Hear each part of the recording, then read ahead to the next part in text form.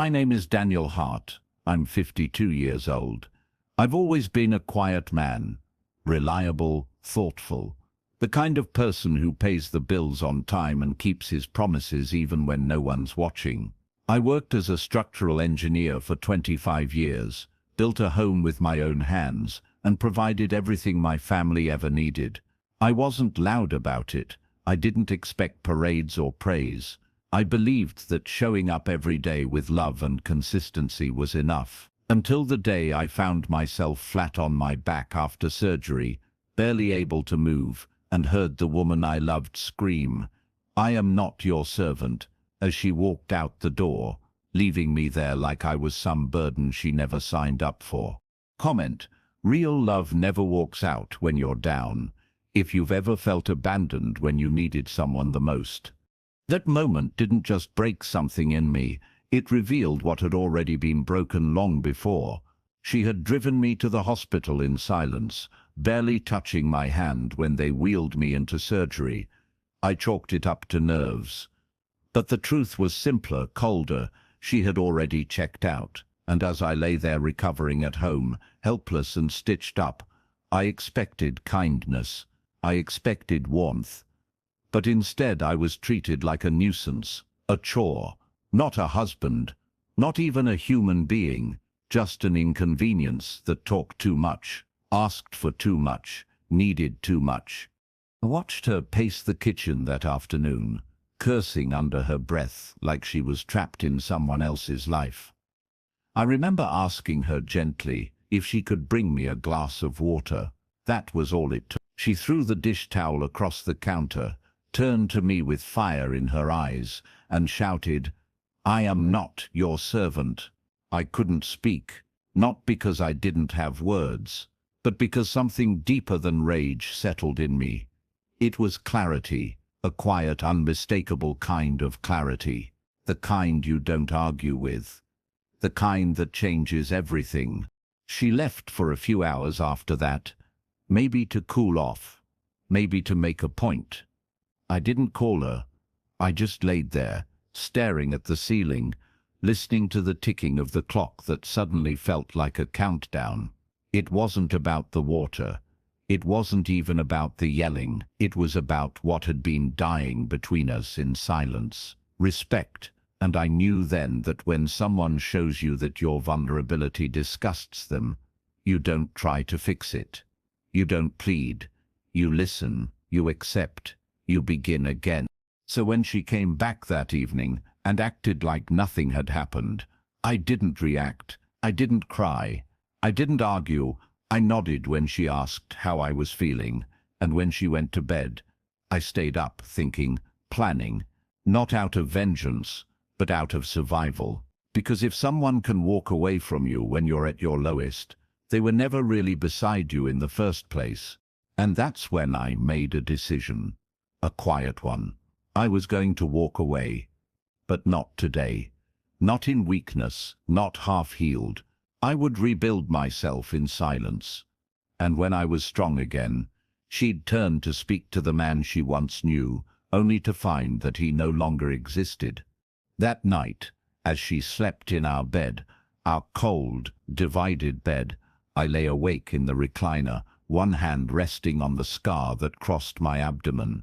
It throbbed with every breath, but the pain kept me awake, and oddly, it gave me strength. I stared at the ceiling and tried to remember the last time I had truly felt like her partner, like her equal. We had built a life, yes, but somewhere in the daily routines I had become the silent engine that powered everything unnoticed unless something broke. And now that I had broken, so had her patience. What a cruel but precise mirror pain can be.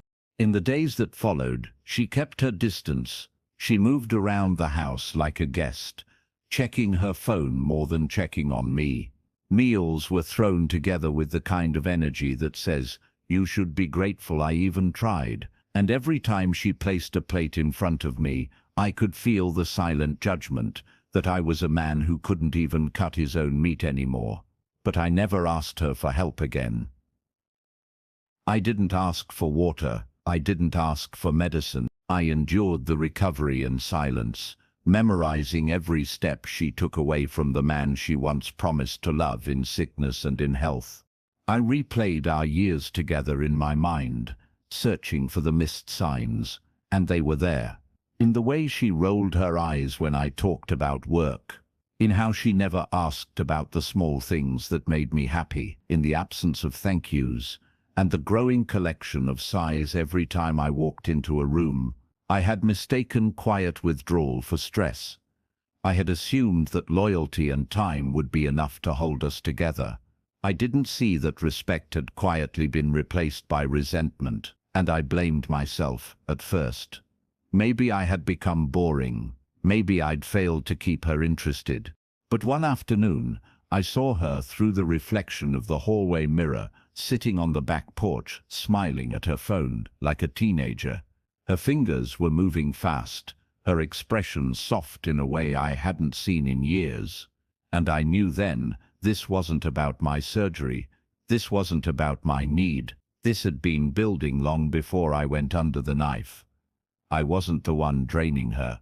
I was simply the mirror she could no longer look into without seeing her own disappointment. Still, I said nothing. I didn't accuse her. I didn't pry. I just started keeping a journal, a small black notebook I kept in my drawer, recording every detail, every look, every absence. Not out of spite, but to remember, to never forget the way indifference can feel like violence. Because if I was going to walk away, I wanted to carry clarity with me, not bitterness. I began listening more closely to the way she talked about me to others, on the phone, with friends. There was no warmth in her voice, no pride, just a tone of toleration, like I was an obligation she hadn't figured out how to shake. And yet I kept showing up. I thanked her for meals I didn't ask for. I smiled when I didn't want to. I healed slowly, but deliberately, because my silence was not surrender. It was preparation. And then one morning, I woke up and felt no pain in my body. I stood up without support, and as I looked in the mirror, I realized I had reached the beginning of the end. Not of my life, but of the life she had grown so comfortable taking for granted. From that morning on, everything changed, but only internally. I didn't announce it. I didn't slam any doors. I simply began reclaiming my presence in the home, like a man who had been politely excused for too long. I started cooking my own meals, slowly at first, then with more strength. I cleaned up after myself, folded my own laundry, managed the bills she used to oversee. I smiled when she noticed. And I could tell she didn't like it. Not because I was failing, but because I wasn't depending on her anymore. Her control had never come from love. It had come from being needed. Now that grip was slipping. While she scrolled endlessly through her phone and went out for appointments that always ended with a faint perfume she didn't wear for me, I was quietly preparing. I met with a financial advisor. I gathered passwords, documents, insurance policies, everything she never thought I paid attention to. I wasn't going to burn the house down. I was going to walk away from it with everything that was mine and nothing that wasn't. She had built her comfort on the idea that I'd never leave, that I was too quiet, too loyal. But sometimes the most dangerous man in the room is the one who never raises his voice. It was during one of those quiet evenings, while she was upstairs laughing on the phone, that I opened the safe in the study, not to take anything yet, but to make sure I could. I had memorized every code, every drawer, every loose thread of our shared life. I wasn't planning to expose her. I was simply preparing to detach with such precision that she'd never get the chance to rewrite the narrative. When the day came, I would leave without blame, without drama, without begging. I would disappear from her world like a ghost, with perfect memory. I also started seeing a therapist. Not for my pain, but for the emotional injury I hadn't admitted to anyone. I didn't tell friends. I didn't tell family. I spoke only to that one voice across the room each Tuesday afternoon. unpacking 2 decades of overlooked disrespect and misplaced devotion. And for the first time, I stopped asking what I did wrong and started asking why I tolerated it for so long. That shift, that was the real healing, the kind that doesn't show up in scars, but in eyes that stop looking for apology. Weeks passed, then months. I acted as if everything was fine. I even complimented her hair once, just to see her confusion.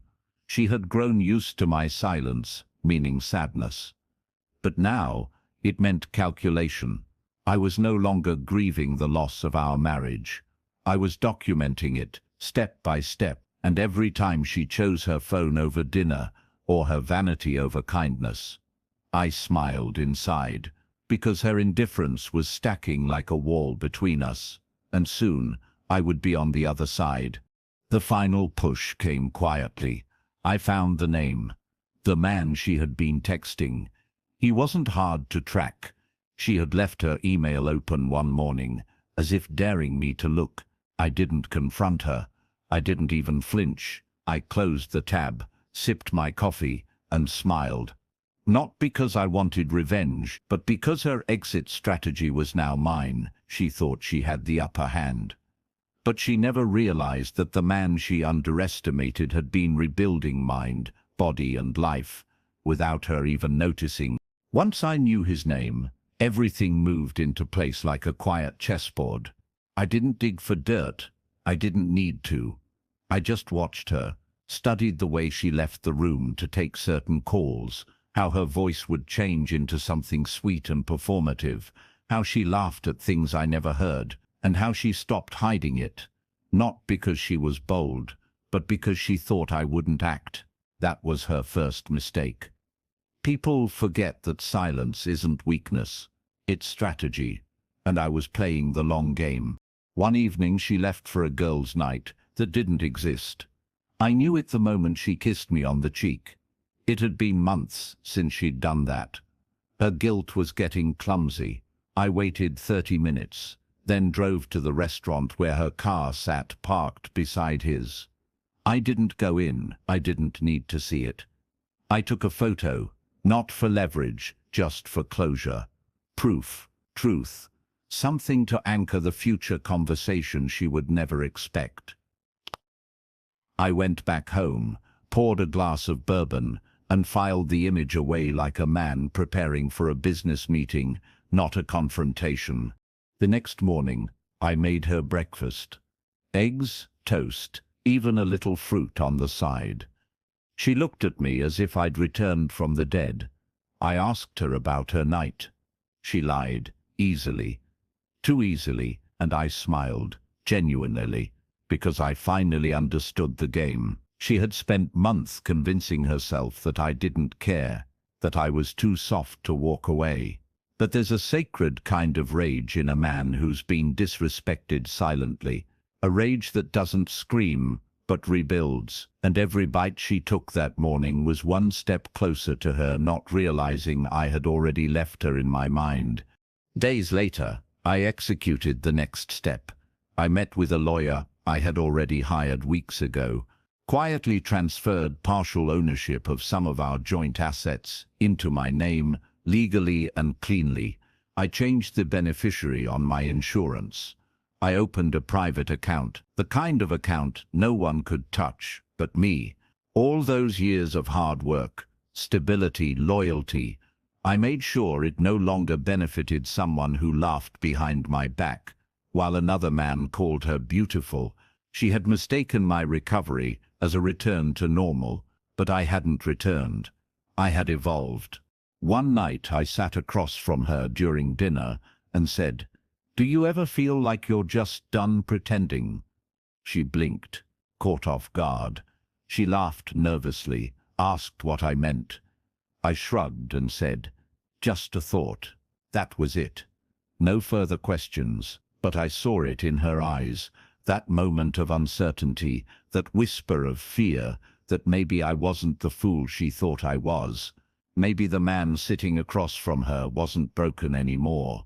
And maybe, just maybe, he was the one holding the final move. And I was. because what she didn't know was that I had already rented an apartment across town under a different name. I had packed my essentials, one box at a time, and stored them in the trunk of my car, hidden under old blueprints from work. My name was no longer on the deed of the house, and the utility bills were about to be transferred out of my name. She didn't notice because she wasn't looking, and I didn't stop her. Because betrayal isn't always explosive.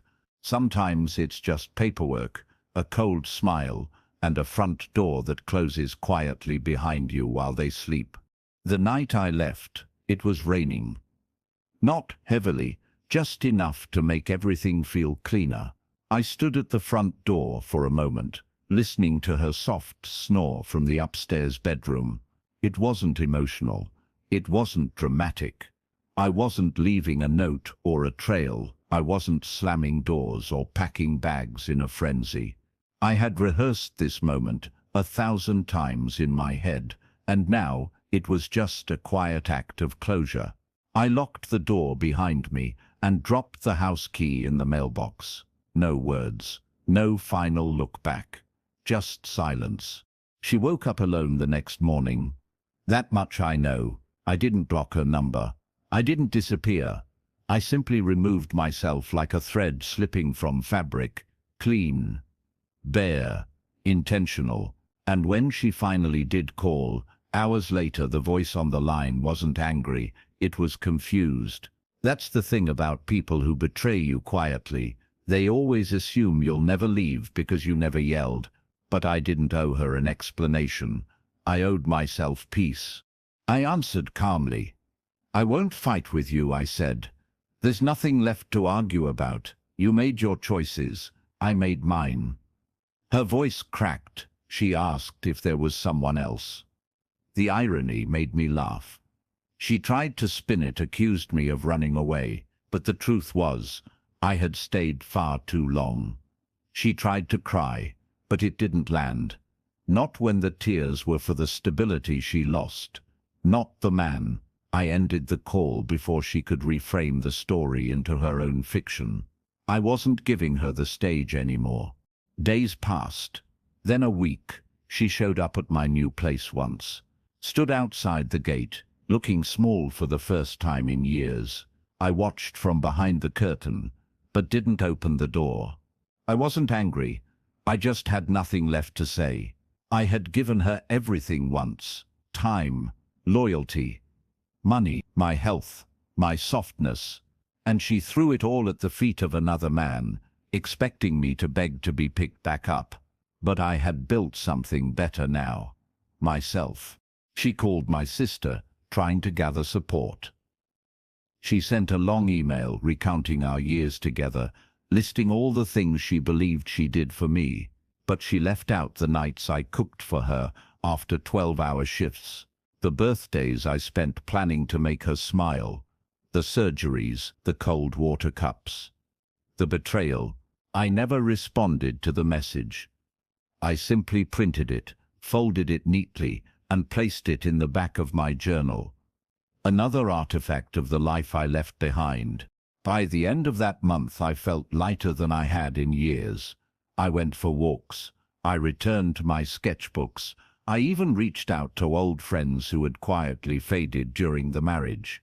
They welcomed me back without questions, without pity, and I began rebuilding, not from ashes, but from clarity, because walking away isn't the end of a man's story.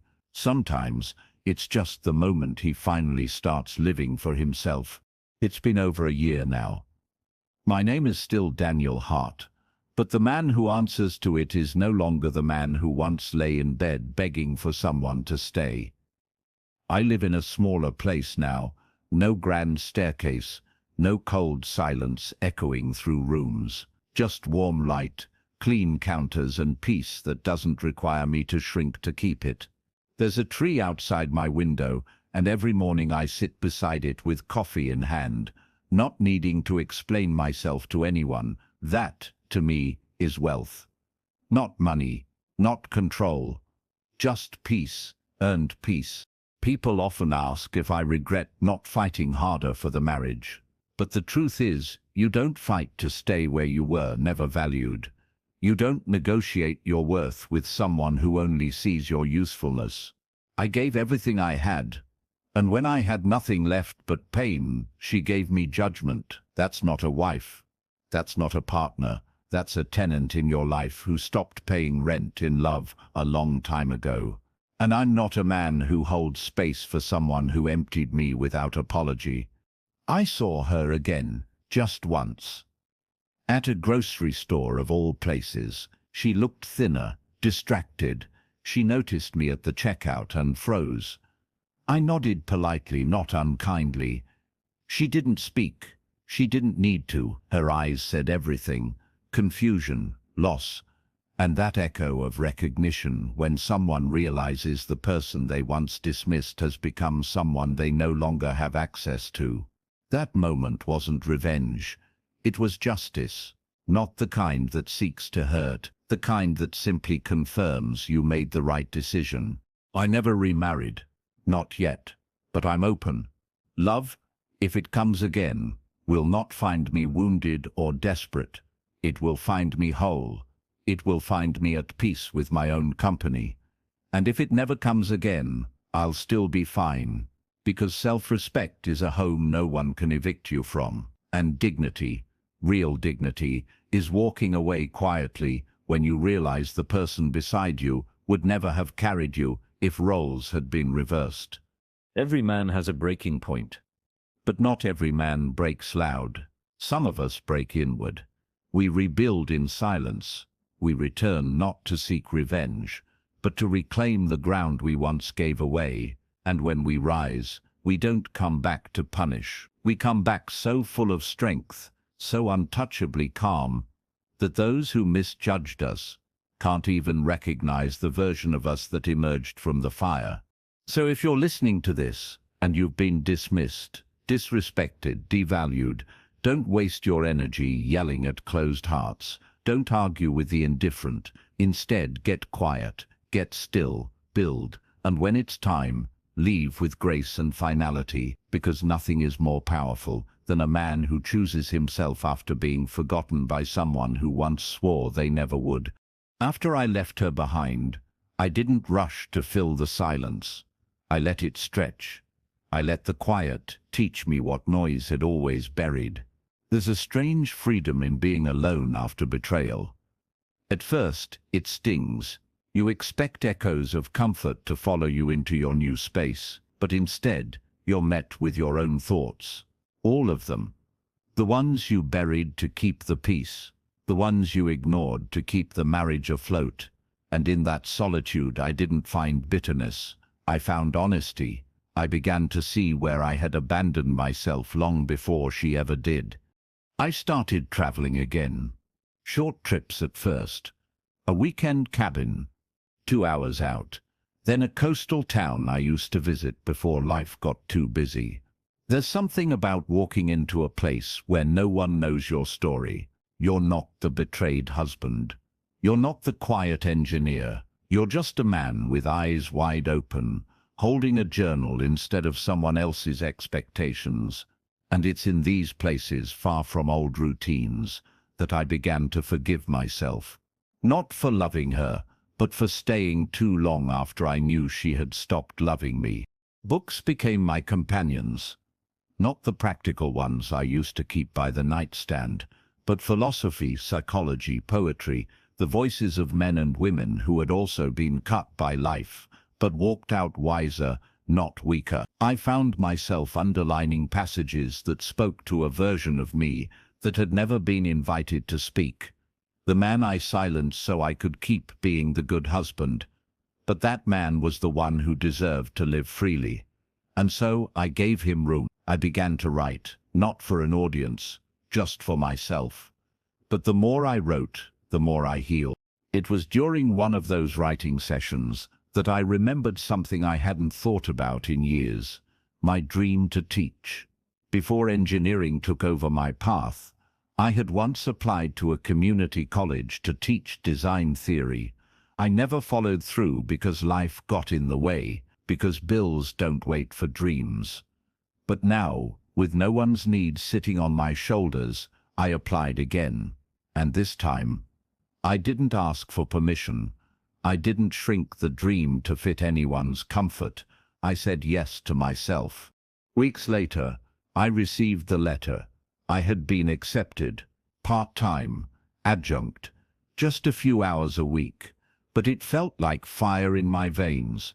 A man in his 50s, starting something new, not out of desperation but desire. I bought a new suit, simple dark grey. When I tried it on, I looked at myself in the mirror, and for the first time in years, I didn't see a man trying to hold together someone else's life. I saw a man standing in his own. And when I walked into that classroom for the first time, surrounded by curious eyes and unshaped potential, I knew I had come full circle, not back to who I was, but forward to who I was always meant to be, a teacher, a builder, not of homes, but of minds, of futures, of his own damn self. Teaching became more than a job. It became therapy.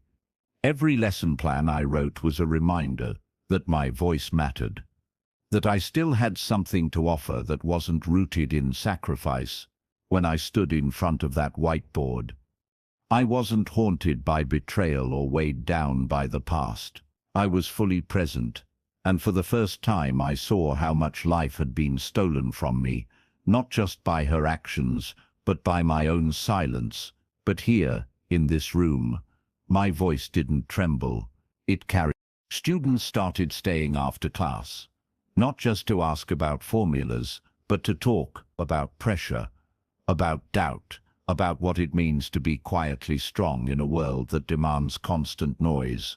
And in those conversations, I saw myself at 25, 35, 45, stuck in cycles that no one warned me about. I told them the truth, that strength isn't always being right. Sometimes it's walking away without applause. Sometimes it's rebuilding without telling anyone you were torn down. Around this time, something unexpected happened. I met someone. Her name was Elise. She wasn't loud. She wasn't flashy. She didn't try to fix me. She met me where I was, already whole. We met at a bookstore of all places. She noticed the same title I was reaching for, and we laughed at the coincidence. That conversation turned into coffee, then into silence that didn't feel heavy, just real. She never asked about my past until I offered it. And when I did, she didn't flinch. She simply nodded, like she had walked through fire once too. We didn't rush. I wasn't interested in replacement love. I wasn't trying to mask scars with attention. But Elise wasn't trying to take from me. She simply offered space, and in her calm presence, I saw what I had never really known before, that love doesn't demand your silence or performance. Real love lets you breathe. We'd sit for hours sometimes reading in the same room, no pressure to entertain or explain, and in that stillness, something unexpected grew. Trust. One evening, I told her the full story, from the hospital bed to the quiet departure. She listened, not with pity, but with reverence. And when I finished, she didn't say, "I'm sorry you went through that." She said, "I'm glad you got out." That one sentence healed more than 100 apologies ever could, because she didn't see me as broken. She saw me as free. Elise never tried to become the center of my life. She simply aligned with the rhythm I had finally found. And in that gentle alignment, I learned that healing doesn't always come with thunder. Sometimes it arrives quietly, through someone who doesn't need to fix you, just walk beside you without asking for pieces you've already rebuilt. I remember sitting on my balcony one evening, the sun bleeding gold across the sky, and realizing I no longer flinched when I thought of her, my ex-wife. The anger had dissolved, not into forgiveness necessarily, but into indifference. And indifference, I've learned, is its own form of closure. When someone no longer holds emotional real estate inside you, they become what they always were beneath the illusion, a chapter, not the whole book, not even the best part. She reached out one final time. It came as a long email, no drama, no grand apology, just an explanation. She said she didn't realize how tired she was until she saw me stop needing her. She confessed the affair had ended, and that it wasn't what she thought it would be. There was regret, yes, but not accountability. That's when I knew the door was sealed for good. Regret looks backward, growth moves forward, and I had done too much work to look anywhere but ahead. I didn't respond, not out of cruelty, but because some chapters don't need a sequel. I wasn't angry at her anymore. But I also wasn't interested in holding space for a voice that only remembered my worth after I was gone. Some people apologize because they miss the comfort you provided, not the person you are, and that kind of return is just another form of betrayal. I had become a man who didn't need to be needed to feel valuable. In the months that followed, I kept teaching. I traveled with Elise, small places, quiet escapes. We'd hike in silence, watch foreign films, cook meals together without saying much. It wasn't performative, it was peace. And that peace became the life I built. There was no need to post it, prove it, or shout it from rooftops, because real happiness is soft. It's not loud, it's not curated, it just exists. And that's enough. One day, during a walk in the park, Elise looked at me and said, "You carry your past like a man who's made peace with it." I smiled because I had, not because the past was good, but because it was done. I wasn't dragging it like a burden anymore. I was walking beside it like a teacher walks beside an old student. It taught me how to stop negotiating my value. It taught me how to protect my silence without apologizing for it. I used to believe redemption had to be dramatic, like a final scene in a movie where everyone sees you win. But now I know redemption is quiet. It's a morning where you open your eyes and feel no tightness in your chest. It's a Wednesday afternoon where you laugh, not because something is funny, but because you're truly deeply okay. It's not about getting even, it's about getting free. Sometimes I walk past mirrors and barely recognize the man I've become, not because I look different, but because I carry myself differently. There's no tension in my shoulders, no waiting for the next emotional blow, just breath, stillness, clarity, and in that reflection, I see not just a survivor of betrayal, but the architect of a rebuilt life. That more than anything is what brings peace, not what I walked away from, but what I walked into when I chose myself. Elise once asked me if I'd ever consider marriage again. Not as a proposal, just a conversation. I told her the truth, that I now understood marriage isn't sacred because of the ceremony. It's sacred because of how two people hold each other's truth with gentleness, especially when life gets hard. I told her I wouldn't mind saying I do again, but this time, not to fix something or prove something, only to honor something that's already strong without the paper. We built our own traditions. Sunday mornings with jazz in the background, notes on the fridge, a shared notebook where we each write something we're grateful for every evening. Not grand gestures, just small daily reverence. That's the kind of love that lasts. Not the one built on obligation, but on attention. Not the one that boasts, but the one that listens. I once thought love had to hurt to be real. Now I know that real love simply feels like home. Teaching led to something else too. I was invited to speak at a conference about resilience, leadership, and rebuilding from personal collapse. I almost said no. Then I realized I had lived through something millions of men bury in silence: betrayal, dismissal, emotional starvation, and I had walked through it without breaking. Maybe that was the real victory, not that I escaped, but that I evolved. So I said yes, and I told my story, calmly, honestly, fully. After the talk, a man in his 40s came up to me, eyes rimmed red, and said, "I thought I was the only one, That's when I knew my pain hadn't been wasted. It had been transformed into language for those still trying to name what they're going through. That became my mission, not revenge, not pride, but voice, to show men that quiet strength is not weakness.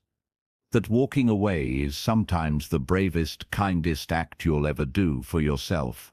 I've stopped tracking how long it's been since I left her. Time has a strange way of folding in on itself once healing begins. What I do know is this: I don't hate her, I don't miss her, and I don't need closure from someone who never had the capacity to truly see me, because I gave myself the only closure I ever needed, my own permission to start again.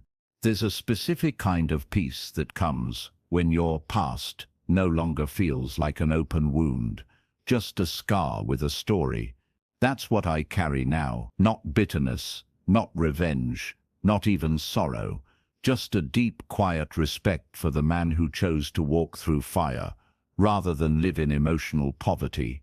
That man is me, and if I could speak to the version of myself who lay in that hospital bed, listening to his wife shout in disgust, I'd tell him this: it's going to hurt like hell, but one day, you'll thank her for showing you exactly who she is. People still don't understand why I never confronted her, why I never exposed her or demanded apologies.